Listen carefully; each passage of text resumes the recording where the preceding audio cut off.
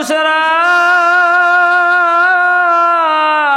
আমার আল্লাহ এমন কঠিন লাগান্বিত অবস্থায় আমি আল্লাহর সামনে কথা বলতে পারবো না। দুনিয়ার জমিনে অপরাধ তো আমি একটাই করেছিলাম, আজকে আল্লাহ প্রশ্ন করলে উত্তর দেওয়ার মতন ক্ষমতা আমার নাই। তোমরা চলে যাও, ইযহাবু ইলা গায়রি ঈসা, তোমরা চলে যাও আমি ছাড়া পয়গম্বর ঈসা আলাইহিস সালাতু ওয়াস সালামের কাছে। মানুষগুলো দৌড়াতে দৌড়াতে আল্লাহর নবী পয়গম্বর ঈসা আলাইহিস সালাতু ওয়াস সালামের কাছে যাবেন। পয়গম্বর ঈসা আলাইহিস সালাতু ওয়াস সালামের কাছে ডাক দিয়া বলে, ইসফা লানা ইলা রাব্বিকা ইয়া ঈসা, দুনিয়ার জমিনে আপনি পয়গম্বর হিসাবে আইছেন, আবার আল্লাহর কাছে দোয়া করছেন, আল্লাহ আমি আপনার পয়গম্বর হিসাবে দুনিয়ার জমিনে আসলাম, কিন্তু সর্বশেষ নবীর উম্মত বানায় আপনি কবরে নিবেন।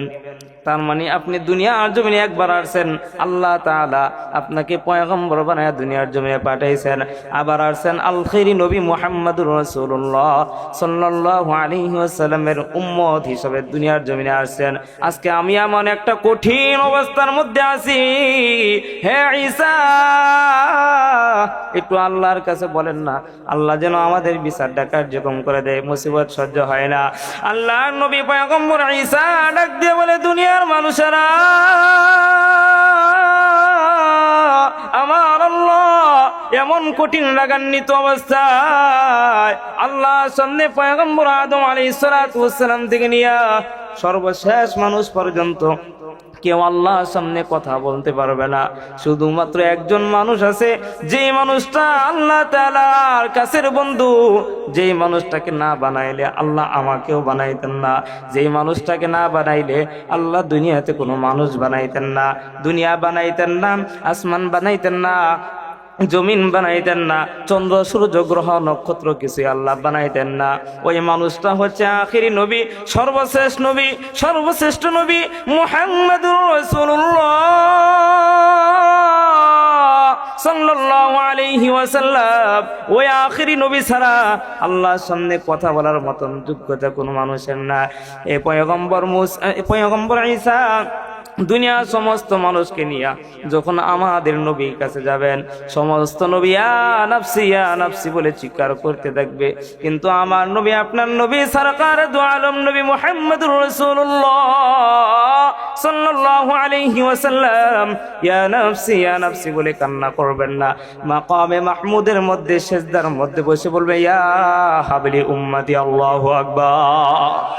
মুসলমান ভাইরা আমার নবী আখিরি নবী, সর্বশ্রেষ্ঠ নবী মুহাম্মদুর রাসূলুল্লাহ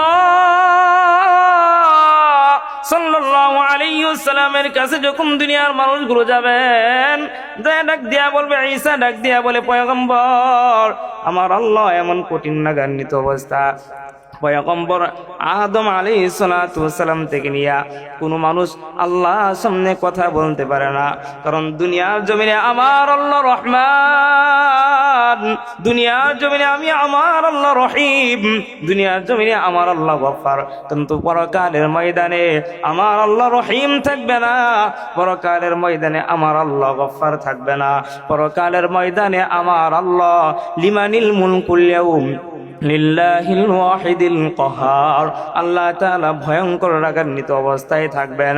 আমার নবী আখিরি নবী, সর্বশ্রেষ্ঠ নবী মুহাম্মদুর রাসূলুল্লাহ সাল্লাল্লাহু আলাইহি ওয়াসাল্লাম সমস্ত মানুষদেরকে নিয়ে আল্লাহ তাআলার পীরের পিছন দিয়া যাবেন, ডাক দিয়া বলবে, ইয়া রহমান ইয়া রহিম ইয়া মালিক ইয়া আল্লাহ। আল্লাহ তাআলা আল্লাহ নবীর এমন ভাবে প্রশংসা করতে থাকবেন, আল্লাহ নবী প্রশংসা করতে করতে আমার আল্লাহর রাগ মুহূর্তের মধ্যে ঠান্ডা পানি হয়ে যাবে। সুবহানাল্লাহ। যে মানুষটা, যে আল্লাহ এত রাগ অবস্থা আছিলেন, ভাই টমাস্টি করুন, গলা ভেঙে যায়, আপনি 3-4 করে গলা কিছু হয় না, যে আল্লাহ তাআলা এমন রাগান্বিত অবস্থায় থাকবে, আল্লাহ ঢাক দিবে লিমানিল মুলকুল ইয়াউম, কোনো মানুষ কথা বলতে পারে না। এমন অবস্থায় আল্লাহর নবী যখন আল্লাহর পিঠের পিছন দিয়া যায় আল্লাহর প্রশংসা করতে থাকবেন, প্রশংসা করতে করতে এক পর্যায়ে আল্লাহ তাআলা রাগ ঠান্ডা পানি হয়ে যাবে। আমার আল্লাহ ডাক দিয়ে বলে, হাবিব আমার পাশের যে চেয়ারটা আছে চেয়ারটার মধ্যে বসে যান। সুবহানাল্লাহ। হযরত আয়েশা সিদ্দিকা রাদিয়াল্লাহু তাআলা আল্লাহ নবী যখন কিয়ামতের বর্ণনা দিতেছিলেন তখন এক পর্যায়ে আল্লাহ নবী রাসূল বলছেন যে কিয়ামতের দিন সমস্ত মানুষ উলঙ্গ অবস্থায় কবর থেকে উঠবে। তখন আয়েশা সিদ্দিকা রাদিয়াল্লাহু আনহা প্রশ্ন করেন, ইয়া রাসূলুল্লাহ, সবাই নারী পুরুষ যেহেতু সবাই একসাথে উলঙ্গ অবস্থায় উঠবে,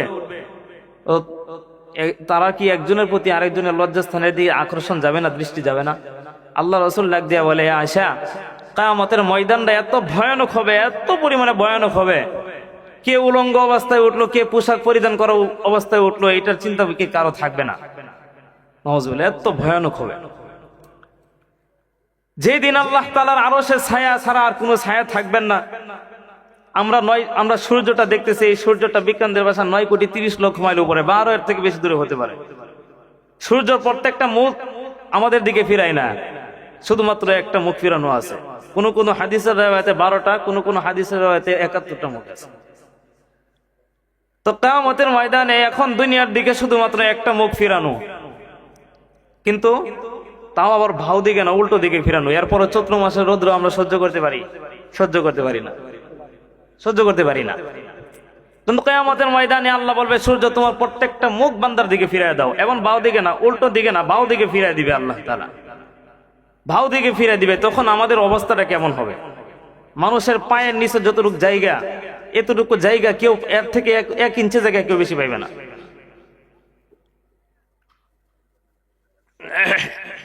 তো এই কিয়ামতের ময়দানে আমাদের অবস্থাটা এমন হবে, কোন মানুষ আল্লাহ তাআলার সাথে কথা বলতে পারবে না।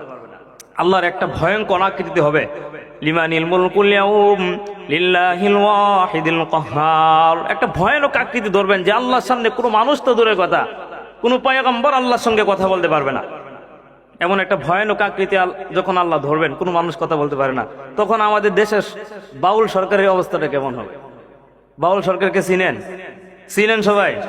খুব আল্লাহ মানুষ না? আমি একটা জিনিস চিন্তা করে পাই না, বাংলাদেশের ভিতরে যেখানে নাকি 99% মুসলমান, এই মুসলমানের একটা রাষ্ট্রের ভিতরে এমন একজন কুলাঙ্গার, যে কুলাঙ্গার নাকি প্রকাশ্য দিবলকে আল্লাহকে নিয়ে কটূক্তি করে, আল্লাহর কোরআনের আয়াতগুলোকে নিয়ে কটূক্তি করে। আমি আমার ভাষায় বলি, বাংলাদেশের মুসলমানের এতগুলো মুসলমান আলেম উলামা, এত বক্তা থাকতে যদি এই কুলাঙ্গার স্পষ্ট ভাষা এবং স্বাধীন ভাষায় যদি সে আল্লাহকে নিয়ে কটূক্তি করতে পারে, আমিও আল্লাহর কসম করে বলতে পারবো, ওইটা যদি তার স্বাধীনতার ভাবে যদি সে আল্লাহকে নিয়ে কটূক্তি করতে পারে, তাহলে তার জিহ্বা কেটে দেওয়া হচ্ছে উলামায়ে কেরামের স্বাধীনতা, তার জিহ্বা কেটে দেওয়া হচ্ছে আলেম সমাজের স্বাধীনতা। আমাদের স্বাধীনতা তার জিহ্বা কেটে দেওয়া, যে নাকি আল্লাহর কোরআনের কি বলে, কুল আউযু বিরাব্বিন নাস মালিকিন নাস ইলাহিন নাস। আল্লাহ সূরা নাসের ভিতরে এত নাচ কই গিয়া, তো আল্লাহ সূরা ওরে নাচতে কইছে, এই জন্য নাচবে। এর অবস্থা ওই দিন কি হবে? এরপরে আল্লাহ কি একটা আয়াত আবল তাবল এক নাজিল করছে, না আছে সহি কোনো হাদিসের দ্বারা প্রমাণিত, না আছে কোরআনের আয়াতের দ্বারা কোনো প্রমাণিত। আল্লাহ আরো সৃষ্টি করছেন প্রথমে, মানুষ সৃষ্টি করছেন প্রথমে, নাকি ওনার আরো সৃষ্টি করছেন প্রথমে? এইগুলো নিয়ে আফসা নিয়ে আল্লাহর বিরুদ্ধে কথা একটা বলে ফেলছে।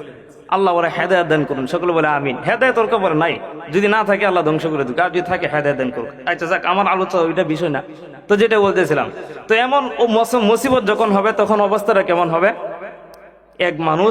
একদল মানুষ তারা আরেক দলকে বলবে, এই তোরা কি দেখোস না যে আজকে আমাদের এত কঠিন অবস্থায়, একটু আল্লাহর কাছে যা বল, এরকম সহ্য তো আর হইতেছে না, আল্লাহ যেন বিচারটা কার্যকর করে দেয়। তখন একদল মানুষ যাইতে যাইতে পয়গম্বর আদম আলাইহিস সালাতু ওয়াস সালামের কাছে যাবেন, যাই বলবে, পয়গম্বর আদম, আপনি আমাদের জাতির পিতা, আমাদের সর্বপ্রথম পিতা আপনি, আদির পিতা আপনি, একটু আল্লাহর কাছে বলেন আল্লাহ যেন বিচারটা কার্যকর করে দেন। ইসফা আলানা ইলা রাব্বিকা ইয়া আদম, একটু আল্লাহর কাছে বলেন আল্লাহ যেন আমাদের বিচারটা কার্যক্রম করে দেয়। আল্লাহ নবী পয়গম্বর আদম ডাক দিয়ে বলে, দুনিয়ার মানুষ, আমার আল্লাহ এমন কঠিন রাগান্বিত অবস্থায় আল্লাহর সামনে কথা বলতে পারবো না, আল্লাহর সামনে কথা বলবো দূরের কথা, আল্লাহর সামনে দাঁড়ানোর মতন শক্তিও আমি আদমের নাই। আমি আল্লাহর সাথে একটা অপরাধ করেছিলাম, আজকে যদি আল্লাহ বলে, আল্লাহ যদি আমাকে ডাক দিয়া বলে, আদম গঞ্জম ফোন কেন গাইছিলা, উত্তর দেওয়ার মতন ক্ষমতা আমার কাছে নাই, আমি আল্লাহর সামনে কথা বলতে পারবো না, তোমরা চলে যাও, ইযহাবু ইলা গায়রি নূহ, পয়গম্বর নূহ আলাইহিস সালাতু ওয়াস সালামের কাছে যাও। মানুষগুলো দৌড়াতে দৌড়াতে আল্লাহ নবী পয়গম্বর নূহ আলাইহিস সালাতু ওয়াস সালামকে ডাক দিয়ে বলে, নূহ,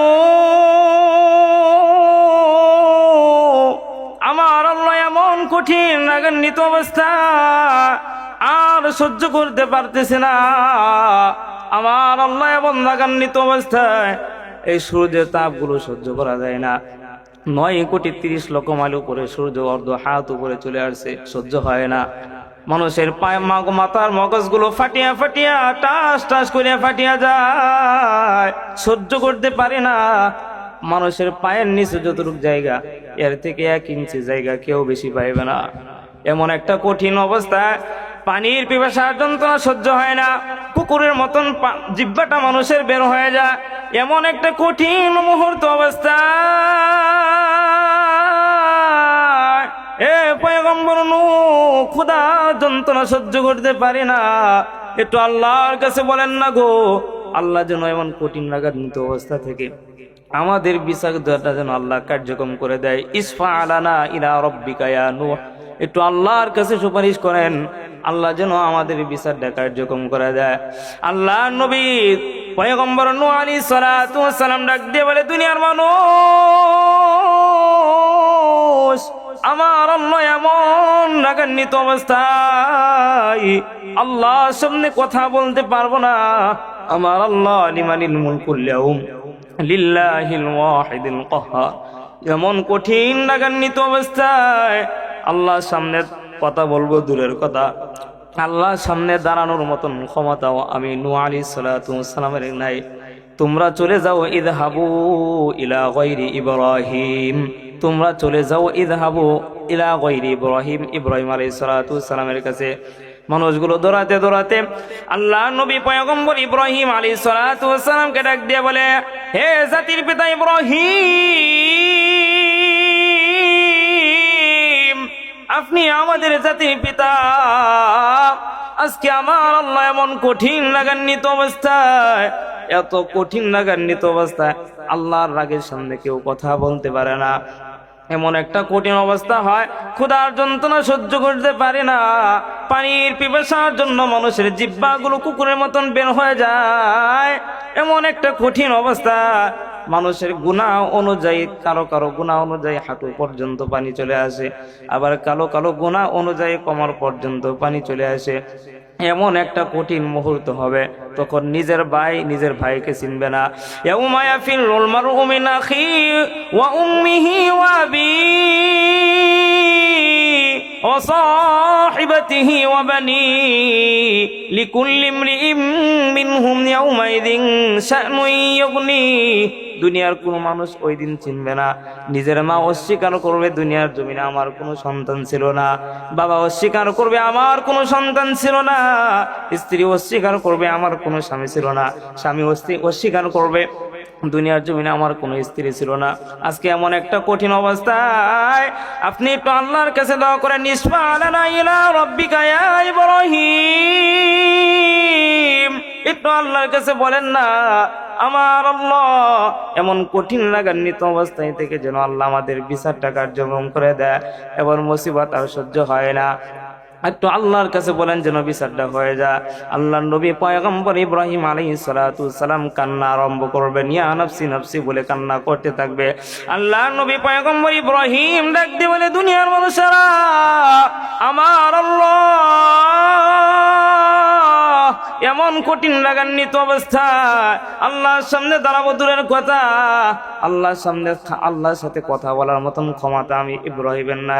তোমরা চলে যাও, ইযহাবু ইলা গায়রি মূসা, তোমরা চলে যাও পয়গম্বর মূসা আলাইহিস সালাতু সালামের কাছে। মানুষগুলো দৌড়াতে দৌড়াতে আল্লাহর নবী পয়গম্বর মূসা আলাইহিস সালাতু সালামের কাছে যাবেন। ডাক দিয়া বলে, হে পয়গম্বর মূসা, একটু আল্লাহর কাছে বলেন না, আল্লাহ যেন আমাদের বিচারটা কার্যক্রম করে দেয়। দুনিয়ার মধ্যে আপনার সঙ্গে আল্লাহ তাআলার খুব কঠিন সম্পর্ক ছিল।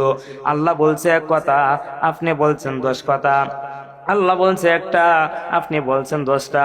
আজকে পরকালের ময়দানে এমন কঠিন লাগান্বিত অবস্থায় আপনি একটু আল্লাহর কাছে সুপারিশ করেন, ইসমালানা ইলা রাব্বিকা ইয়া মুসা, একটু আপনি আল্লাহর কাছে সুপারিশ করেন যেন মুসিবত থেকে আল্লাহ উদ্ধার করে দেয়।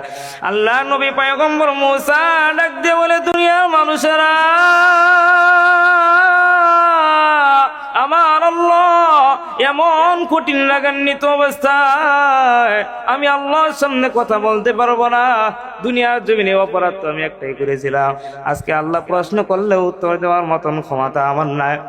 তোমরা চলে যাও, ইযহাবু ইলা গায়রি ঈসা, তোমরা চলে যাও আমি সারা পয়গম্বর ঈসা আলাইহিস সালাতু ওয়াস সালামের কাছে। মানুষগুলো দৌড়াতে দৌড়াতে আল্লাহ নবী পয়গম্বর ঈসা আলাইহিস সালাতু ওয়াস সালামের কাছে যাবেন। পয়গম্বর ঈসা আলাইহিস সালাতু ওয়াস সালামের কাছে ডাক দিয়া বলে, ইসমালানা ইলা রাব্বিকা ইয়া ঈসা, দুনিয়ার জমিনে আপনি পয়গম্বর হিসাবে আইছেন, আবার আল্লাহর কাছে দোয়া করছেন, আল্লাহ আমি আপনার পয়গম্বর হিসাবে দুনিয়ার জমিনে আসলাম, কিন্তু সর্বশেষ নবীর উম্মত বানায় আপনি কবরে নিবেন। তার মানে আপনি দুনিয়ার জমিনে একবার আসছেন, আল্লাহ তাআলা আপনাকে পয়গম্বর বানায় দুনিয়ার জমিনে পাঠাইছেন, আবার আসছেন আল খাইরি নবী মুহাম্মদুর রাসূলুল্লাহ সাল্লাল্লাহু আলাইহি ওয়াসাল্লামের উম্মত হিসেবে দুনিয়ার জমিনে আসছেন। আজকে আমি এমন একটা কঠিন অবস্থার মধ্যে আছি, হে ঈসা একটু আল্লাহর কাছে বলেন না, আল্লাহ যেন আমাদের বিচারটা কার্যক্রম করে দেয়, মুসিবত সহ্য হয় না। আল্লাহ নবী পয়গম্বর ঈসা ডাক দিয়ে বলে, দুনিয়ার মানুষেরা, আমার আল্লাহ এমন কঠিন লাগান্বিত অবস্থায় আল্লাহর সামনে পয়গম্বর আদম আলাইহিস সালাতু ওয়াস সালাম থেকে নিয়ে সর্বশেষ মানুষ পর্যন্ত কেউ আল্লাহর সামনে কথা বলতে পারবে না। শুধুমাত্র একজন মানুষ আছে, যেই মানুষটা আল্লাহ তাআলার কাছের বন্ধু, যেই মানুষটাকে না বানাইলে আল্লাহ আমাকেও বানাইতেন না, যেই মানুষটাকে না বানাইলে আল্লাহ দুনিয়াতে কোনো মানুষ বানাইতেন না, দুনিয়া বানাইতেন না, আসমান বানাইতেন না, জমিন বানাইতেন না, চন্দ্র সূর্য গ্রহ নক্ষত্র কিছুই আল্লাহ বানাইতেন না। ওই মানুষটা হচ্ছে আখিরি নবী, সর্বশেষ নবী, সর্বশ্রেষ্ঠ নবী মুহাম্মদুর রাসূলুল্লাহ সাল্লাল্লাহু আলাইহি ওয়াসাল্লাম। ওই আখিরি নবী ছাড়া আল্লাহর সামনে কথা বলার মতন যোগ্যতা কোনো মানুষের না। এই পয়গম্বর ঈসা দুনিয়ার সমস্ত মানুষকে নিয়ে যখন আমাদের নবীর কাছে যাবেন, সমস্ত নবী ইয়া নাফসি ইয়া নাফসি বলে চিৎকার করতে থাকবে, কিন্তু আমার নবী, আপনার নবী সরকার দু আলম নবী মুহাম্মদুর রাসূলুল্লাহ সাল্লাল্লাহু আলাইহি ওয়াসাল্লাম ইয়া নাফসি বলে কান্না করবেন না। মাকামে মাহমুদের মধ্যে সিজদার মধ্যে বসে বলবে, ইয়া হাবলি উম্মতি, আল্লাহু আকবার। মুসলমান ভাইরা আমার নবী আখিরি নবী, সর্বশ্রেষ্ঠ নবী মুহাম্মদুর রাসূলুল্লাহ সাল্লাল্লাহু আলাইহি ওয়াসাল্লামের কাছে যখন দুনিয়ার মানুষগুলো যাবেন, ডাক দিয়া বলবে, ঈসা ডাক দিয়া বলে, পয়গম্বর আমার আল্লাহ এমন কঠিন লাগান্বিত অবস্থা, পয়গম্বর আদম আলাইহিস সালাতু ওয়াস সালাম থেকে নিয়া কোনো মানুষ আল্লাহর সামনে কথা বলতে পারে না, কারণ দুনিয়ার জমিনে আমার আল্লাহ রহমান, দুনিয়ার জমিনে আমি আমার আল্লাহ রহিম, দুনিয়ার জমিনে আমার আল্লাহ গফফার, কিন্তু পরকালের ময়দানে আমার আল্লাহ রহিম থাকবে না, পরকালের ময়দানে আমার আল্লাহ গফফার থাকবে না, পরকালের ময়দানে আমার আল্লাহ লিমানিল মুলকুল ইয়াউম লিল্লাহিল ওয়াহিদিল কাহার, আল্লাহ তাআলা ভয়ঙ্কর রাগান্বিত অবস্থায় থাকবেন। আমার নবী আখিরি নবী, সর্বশ্রেষ্ঠ নবী মুহাম্মদুর রাসূলুল্লাহ সাল্লাল্লাহু আলাইহি ওয়াসাল্লাম সমস্ত মানুষদেরকে নিয়ে আল্লাহ তাআলার পিঠের পিছন দিয়া যাবেন, ডাক দিয়া বলবে, ইয়া রহমান ইয়া রহিম ইয়া মালিক ইয়া আল্লাহ। আল্লাহ তাআলা আল্লাহ নবীর এমন ভাবে প্রশংসা করতে থাকবেন, আল্লাহ নবী প্রশংসা করতে করতে আমার আল্লাহর রাগ মুহূর্তের মধ্যেই ঠান্ডা পানি হয়ে যাবে। সুবহানাল্লাহ। যে মানুষটা, যে আল্লাহ এত রাগে অবস্থা আছিলেন, ভাই টাউসটি করুন, গলা ভেঙে যায়, আপনি 3-4 করে গলা কিছুই হয় না, যে আল্লাহ তাআলা এমন রাগান্বিত অবস্থায় থাকবে, আল্লাহ ঢাক দিবে লিমানিল মুলকুল ইয়াউম, কোনো মানুষ কথা বলতে পারে না। এমন অবস্থায় আল্লাহর নবী যখন আল্লাহর পিঠের পিছন দিয়া যায় আল্লাহর প্রশংসা করতে থাকবেন, প্রশংসা করতে করতে এক পর্যায়ে আল্লাহ তাআলা রাগ ঠান্ডা পানি হয়ে যাবে। আমার আল্লাহ ডাক দিয়ে বলে, হাবিব আমার পাশের যে চেয়ারটা আছে চেয়ারটার মধ্যে বসে যান। সুবহানাল্লাহ। ওই দিন গুনাহগারের অবস্থা কেমন হবে? আমার আল্লাহ বলেন, খুযুহু ফাগুল্লু সুম্মাল জাহিমা সাল্লু। আমার আল্লাহ তাআলা ডাক দিয়ে বলে, দুনিয়ার মানুষেরা ওই পরকালের ময়দানে আমার আল্লাহ এমন কঠিন লাগান্বিত অবস্থায় থাকবেন, যখন আপনার আমল ছাড়া এবং আল্লাহ তাআলার সাথে সম্পর্ক ছাড়া, ওই আমল এবং আল্লাহ তাআলার সাথে ভালোবাসা ছাড়া আর কোনো কিছুই কাজ হবে না। আল্লাহ বলেন, যেদিন আমার আরশের ছায়া আর কোনো ছায়া থাকবে না, ওই আল্লাহ তাআলার আরশের ছায়ার নিচে কিয়ামতের দিন আমার আল্লাহ 7 শ্রেণীর মানুষকে আমার আল্লাহর আরশের ছায়া নিচে ছায়া দিবে। সুবহানাল্লাহ। আমাদের নবীর কারণে, আমাদের নবীজির কারণে আল্লাহ তাআলা ওই দিন এত ভয়ঙ্কর রাগান্বিত অবস্থায়, এত ভয়ঙ্কর রাগান্বিত অবস্থায় থাকবেন। আমাদের নবীর প্রশংসার কারণে আল্লাহ তাআলার রাগ মুহূর্তের মধ্যে ঠান্ডা পানি হয়ে যাবে। সুবহানাল্লাহ। এই জন্য নবীর সুন্নত মানতে রাজি আছি তো? আছি তো ইনশাল্লাহ? আশিক মেরা দারাই শাহিন শাহেদ আলম, आशिक हो मेरा दराई शहीन शाहिद आलम, सुन्नत की पैरवी करते रहूं हर जहर दो, सुन्नत की पैरवी करते रहूं हर जहर दो। আমার নবী সরকার আলম বলেন, সাবাতু ইউযিল্লুহুমুল্লাহ ফি যিল্লিহি ইয়াওমা লা যিল্লা ইল্লা যিল্লু। কিয়ামতের ময়দানে আল্লাহ রব্বুল আলামিন যখন আল্লাহর আরশের ছায়া ছাড়া আর কোনো ছায়া থাকবে না, ওই কিয়ামতের ময়দানে আমার আল্লাহ ওনার আরশের ছায়ার নিচে 7 শ্রেণীর মানুষকে আল্লাহর আরশের ছায়া নিচে ছায়া দিবেন। তার মধ্যে 1 নম্বর হচ্ছে আল ইমামুল আদিল, ন্যায় পরায়ণ শাসক। দুনিয়ার জমিনে আমাদের নেতা বেতা খেতার কোনো অভাব নাই, কিন্তু ইনসাফ বিচারওয়ালা নেতা অভাব আছে। আছে না নাই? আসতে বলবেন না, আছে না নাই? আপনি গরিব মানুষ, টাকার জন্য আপনি নেতারে খুশি করতে পারেন না, অথচ দোষ কোনো কিছু করেন নাই। যে বড় লোক খুন করছে, হত্যা করছে সে, কিন্তু আপনার কাছে হাতে টাকা না থাকার কারণে ওই লোকে টাকা নিচ দিয়ে কিছু ধরায় দিছে।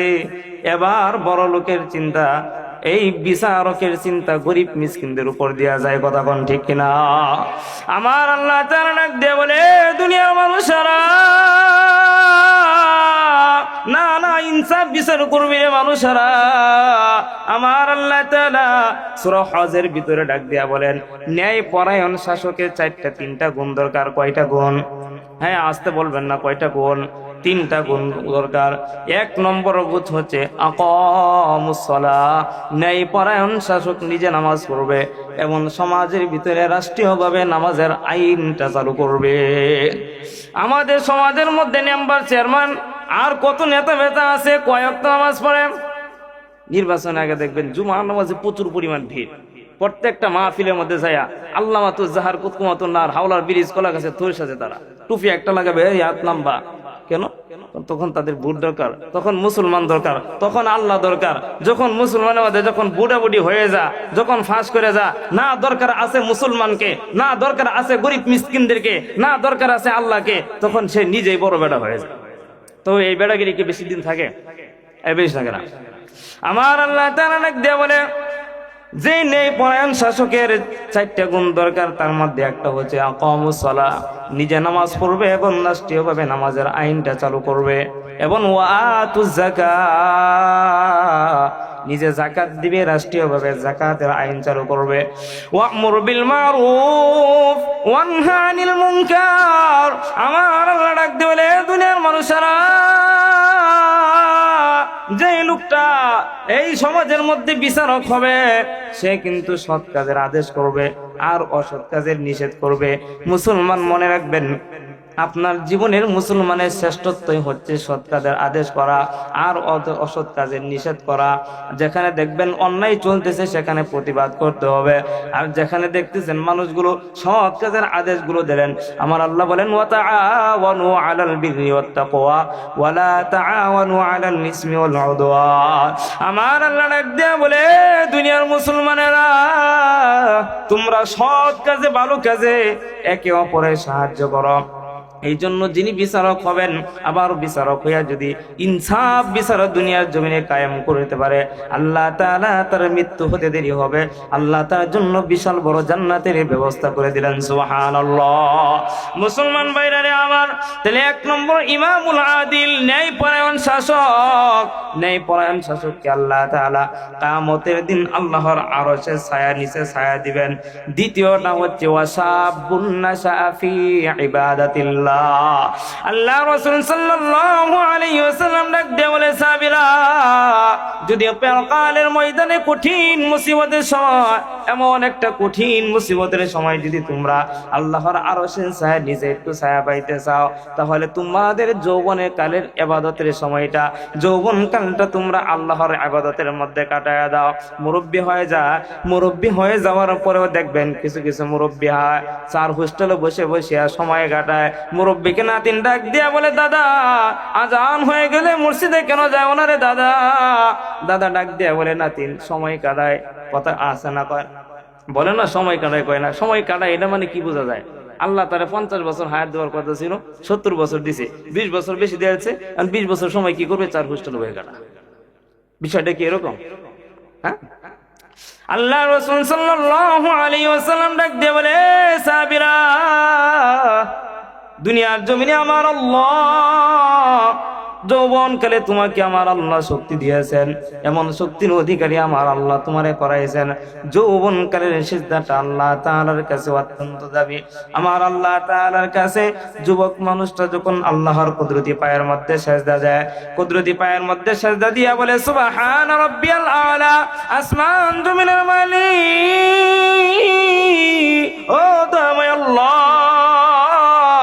সুবহান রাব্বিয়াল আলা, যখন আল্লাহর পবিত্রতা বর্ণনা প্রকাশ করেন, আমার আল্লাহ ডাক দিয়া বলে, যুবক তুমি আমার কুদরতি পায়ের মধ্যে সিজদা দিলা, আর কুদরতি পায়ের মধ্যে সিজদা দিয়া সুবহান রাব্বিয়াল আলা বলে আমার পবিত্রতা বর্ণনা প্রকাশ করলা, আমার পবিত্রতা বর্ণনা প্রকাশ করলা। আমি আল্লাহ তোমাকে অপবিত্র রাখলাম না, তোমার জিন্দেগীর সমস্ত গুনাহ ক্ষমা করে আমি আল্লাহ তোমাকে পবিত্র বানায় দিলাম। সুবহানাল্লাহ। মুসলমান ভাইরা আমার, এই জন্য যৌবনের ইবাদত আমার আল্লাহর কাছে শ্রেষ্ঠ ইবাদত। যখন যুবক মানুষটা আল্লাহর কুদরতি পায়ের মধ্যে সিজদা দেয়, সিজদা দেওয়ার সময় আমার আল্লাহ তাআলা ডাক দিয়ে বলে, দুনিয়ার মানুষেরা যখন আমার বান্দাটা আমার কুদরতি পায়ে সিজদা দেয়, তখন আমার বান্দা আমার রহমতি বরকতি কুদরতি হাত দা আমার বান্দার মাথাটা আমি আল্লাহ হাতগুলো বুলাইতে থাকি। সুবহানাল্লাহ। আমার আল্লাহ তাআলা ডাক দিয়ে বলে, ফেরেশতারা আমার বান্দাদেরকে বানাইতে না বলছিলাম, ফেরেশতারা আমার বান্দাকে আমি আল্লাহ বানাইতে চাইছিলাম, কিন্তু তোমরা না করছিলা। ফেরেশতারা তাকায় দেখো, আমার বান্দা দুনিয়ার জমিনে আমার সঙ্গে নাফরমানি করে না, আমার বান্দা দুনিয়ার জমিনে আমার সঙ্গে বেঈমানি করে না, আমার বান্দা দুনিয়ার জমিনে আমার সাথে বিশ্বাসঘাতক করে না, কুফরি করে না, আমার কুদরতি পায়ের মধ্যে সিজদা দেয়। আমি আল্লাহ ঘোষণা করে দিলাম, জমিন থেকে নিয়ে আসমান পর্যন্ত যতটুকু জায়গা, এই সমস্ত জায়গাটা যদি সাগরের মধ্যে পানি আছে, ফেনা আছে, এই ফেনা দিয়া ভরা থাকে, কি পরিমাণ ফেনা প্রয়োজন। আল্লাহ বলে, আমার বান্দার আমল নামায় আমি আল্লাহ আসমান জমিনের ফাঁকা জায়গার সমান আমল নামায় সব আমি আল্লাহ দিয়া দিলাম। সুবহানাল্লাহ। মুসলমান ভাইরা আমার, এই জন্য যুবক ভাইরা কথাগুলো খেয়াল করে শুনবেন। এলাকা কাঁপানোর জন্য আপনি কতই কিছুই না করেন, এলাকায় ভয় পাওয়ার জন্য কত হারাম কাজের মধ্যে লিপ্ত হয়ে যান, হারাম রিলেশনের মধ্যে লিপ্ত হয়ে যান, হারামের মধ্যে লিপ্ত হয়ে যান, অন্যায়ের মধ্যে লিপ্ত হয়ে যান। অন্যায় না করিয়া আমার আল্লাহকে একবার ডাক দেয়া বলে, আল্লাহ শুধু আমার আল্লাহকে একবার ডাক দাও। আমার আল্লাহ ডাক দিয়ে বলে, যুবকরা আমাকে একটা বার ডাক দিলা, একটা বার ডাক দিতে দেরি করবা, আমি আল্লাহ তোমার ডাকে উত্তর দিতে দেরি করবা না। সুবহানাল্লাহ। মুসলমান ভাইরা রে আমার আল্লাহ ডাক দিয়ে বলে, দুনিয়ার মানুষেরা আমি আল্লাহ তোমাদেরকে এমন মুহাব্বত করি, আমি আল্লাহ তোমাদেরকে এমন ভালোবাসি। হে, তোমার মা 10 মাস 10 দিন পর্যন্ত তোমাকে পেটে ধারণ করেছে, পেটে ধারণ করার পরেও দুনিয়ার জমিনে তুমি আসলা। মা পৃথিবীর জমিনে স্বার্থ ছাড়া মা তোমাকে সবচেয়ে বেশি মুহাব্বত করে। ওই মাকে একবার ডাক দাও, মা তোমার ডাকে উত্তর দিবে, বলো বাবা কি? আবার যখন ডাক দাও মা তোমার ডাকে উত্তর দিবে, বলো বাবা কি? আবার যখন ডাক দাও তখন নিজের মাও কিন্তু তোমার প্রতি রাগ হয়ে যায়। আমার আল্লাহ তাআলা ডাক দিয়া বলে, বান্দা আমি আল্লাহকে ডাক দিলে রাগ হই না, আমাকে একটা বার ডাক দিলে আমি আল্লাহ তোমার ডাকে 10 বার উত্তর দিয়ে দিই। সুবহানাল্লাহ। মুসলমান ভাইরা আমার, দুনিয়ার কোনো মানুষ আমার সঙ্গে না, সর্বকালে সর্বশ্রেষ্ঠ ভাবে সব সময় আমরা ভরসা করব কার উপর? এই আসতে বলবেন না, কার উপর ভরসা করব? তাওয়াক্কালতু আলাল্লাহ, সব কিছুর ভরসা করব আল্লাহর উপর। মানুষকে মানে কেমন বেঈমানের বেঈমান, গাড়ির মধ্যে উঠছে, উঠার পরে দেখে দুইটা বাসের উপরে যখন উঠলো, উঠার পরে তাকায় দেখে অপর দিয়ে আর একটা বাস আসতেছে, দুইটা বাস প্রায় সম্মুখীন হয়ে গেছে, অ্যাক্সিডেন্ট হয়ে যাবে বাপ বলে ডাক দেয়া বলে, আল্লাহ বাঁচাও। শিক্ষার শুরু হয়ে যায়, বাসের মধ্যে কত শিক্ষা হয়, আল্লাহ বাঁচায় দাও। যে আল্লাহ বাঁচায় দেন, মানুষ কত বড় বিশ্বাসঘাতক। বলে ড্রাইভারটা ভালো থাকার কারণে বেঁচে গেলাম, বলে না ড্রাইভার ভালো থাকার কারণে বেঁচে গেলাম, অথচ বাঁচাইছে কে? আমার আল্লাহ বলেন, আল্লাযীনা ইযা আসাবাতহুম মুসিবা ক্বালু ইন্না লিল্লাহি ওয়া ইন্না ইলাইহি রাজিউন। আমার আল্লাহ তাআলা ডাক দিয়ে বলে, দুনিয়ার মানুষেরা শুধুমাত্র একবার বিপদের মধ্যে পড়ে যাও, কঠিন সমুদ্রের মধ্যে তুমি নৌকা চালাইতেছো, হঠাৎ করে নৌকা পানির আঘাতে তোমার নৌকা ভেঙে টুকরা হয়ে গেছে। আমার আল্লাহকে শুধুমাত্র একবার ডাক দিয়ে বলো আল্লাহ, আল্লাহকে শুধু একবার অন্তরে দিয়া মুহাব্বত করে ডাক দাও। আমার আল্লাহ ডাক দিয়ে বলে, দুনিয়ার মানুষেরা আমি আল্লাহ তোমাকে ওই সমুদ্রের মধ্যে বাঁচানোর জন্য তিমি মাছ নৌকা হিসাবে আমি আল্লাহ তোমার কাছে পাঠিয়ে দেই। সুবহানাল্লাহ।